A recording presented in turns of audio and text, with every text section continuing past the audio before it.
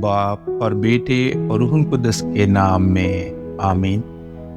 ہمارے لیے آج کی تلاوت مقدس پولس رسول کا افسیوں کے نام خط، اس کا 6 باب اور اس کی پہلی آیت سے لے کر 9 آیت تک۔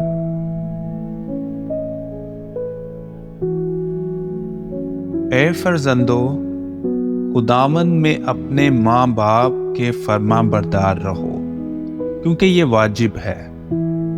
تو اپنے باپ کی اور اپنی ماں کی عزت کر، یہ پہلا حکم ہے جس کے ساتھ وعدہ بھی ہے، یعنی تاکہ تیرا بھلا ہو اور تیری عمر زمین پر دراز ہو۔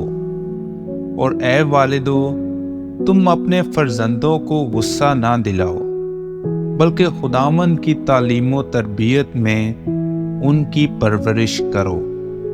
اے غلاموں، تم ان کے جو جسم کی نسبت تمہارے مالک ہیں اپنے دل کی صفائی سے ڈرتے اور تھر تھراتے ہوئے ایسے فرما بردار رہو جیسے مسیح کے، اور آدمیوں کو خوش کرنے والوں کی طرح دکھاوے کے لیے نہیں، بلکہ مسیح کے غلاموں کی مانند دل سے خدا کی مرضی پر چلتے ہوئے اور جی سے خدمت کرتے ہوئے، گویا خدا کی ہے نہ کہ آدمیوں کی، کیونکہ تم جانتے ہو کہ جو کوئی جیسا اچھا کام کرے گا، کیا غلام کیا آزاد، خداوند سے ویسا ہی پائے گا۔